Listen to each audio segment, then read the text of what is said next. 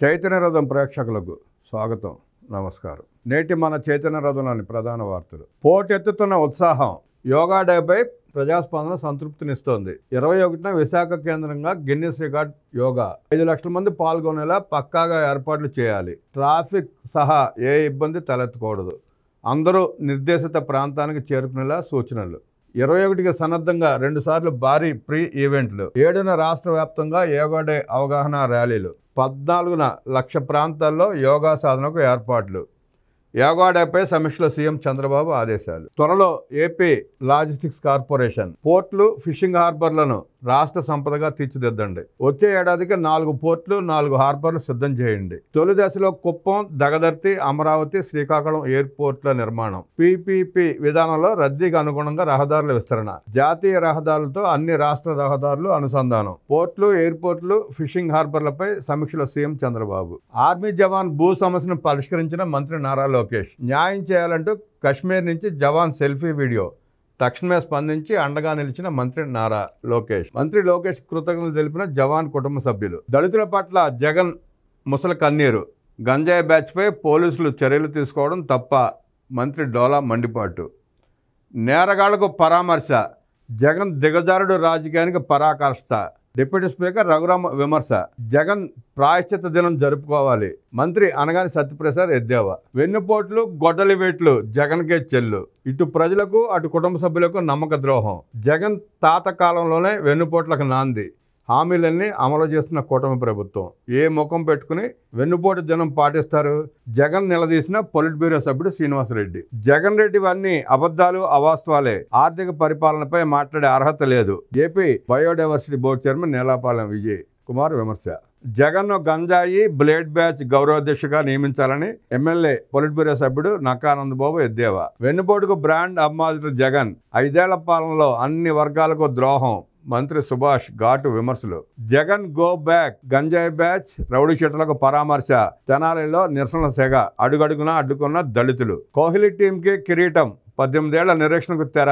IPL 2025 విజేత RCB. Tuni case తిరగదోడే ఉద్దేశం లేదు. ప్రభుత్వం స్పష్టీకరణ.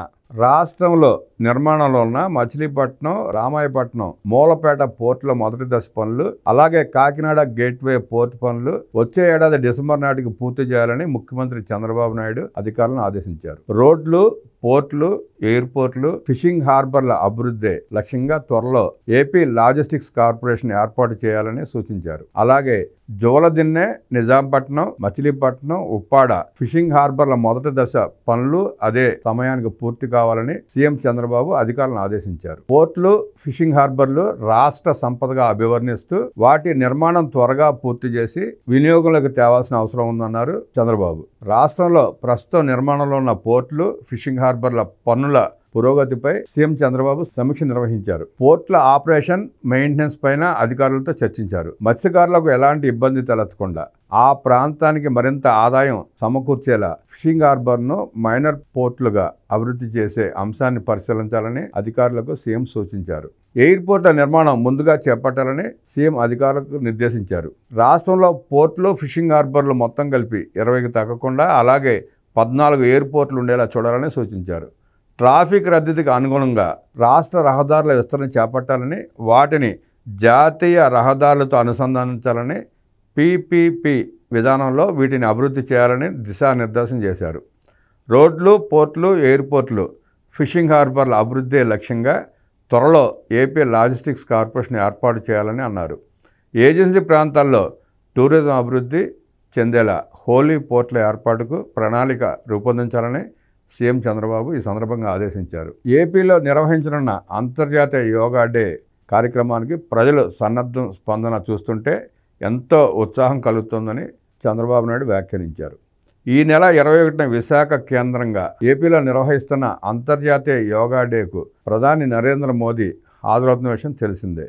ఈ సమీక్షలో చంద్రబాబు నాయుడు మాట్లాడుతూ రాష్ట్ర వ్యాప్తంగా ఇప్పటి వరకు జరిగిన రిజిస్ట్రేషన్లు, జిల్లాల్లో జరుగుతున్న యోగా సాధన కార్యక్రమాల్లో ప్రజా భాగస్వామ్యం సంతృప్తికరంగా ఉందన్నారు.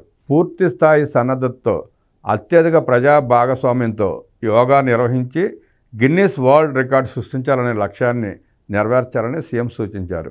జూన్ 21న విశాఖలో 5 లక్షల మంది పాల్గొనేందుకు అవసరమైన ఏర్పాట్లు పక్కాగా జరగాలన్నారు. ప్రధానమంత్రి నరేంద్ర మోదీ రాక సందర్భంగా ట్రాఫిక్ పరంగా ఆంక్షలుంటాయని, వీటిని దృష్టిలో పెట్టుకుని ఇబ్బంది లేకుండా ఏర్పాట్లు చేపట్టాలని సూచించారు. అన్ని ప్రాంతాల నుంచి ప్రజలు యోగా డే కార్యక్రమానికి వస్తారని, ఎవరు ఎటు వెళ్ళాలి, ఎక్కడ కార్యక్రమంలో పాల్గొనాలనే విషయంలో ముందుగానే గైడ్ చేయాలని సీఎం పేర్కొన్నారు. ట్రాఫిక్ సహా ఏ ఇబ్బంది తలెత్తకూడదని, అందరూ నిర్దేశించిన ప్రాంతానికి చేరుకునేలా చూడాలని సీఎం ఆదేశించారు. యోగా డే కంటే ముందు 2 సార్లు రాష్ట్ర స్థాయిలో భారీగా ఫ్రీ ఈవెంట్ కార్యక్రమాలు నిర్వహించాలని సూచించారు. 7న ప్రతి గ్రామంలో, ప్రతి ప్రాంతంలో యోగా డే అవగాహన ర్యాలీలు నిర్వహిస్తారు.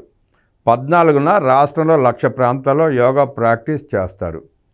ప్రతి విద్యా సంస్థతో పాటు అవకాశం ఉన్న అన్ని సంస్థలు అన్ని ప్రాంతాల్లో 14వ యోగా నిర్వహించి యోగా డేకు ప్రజలను సిద్ధం చేస్తారు.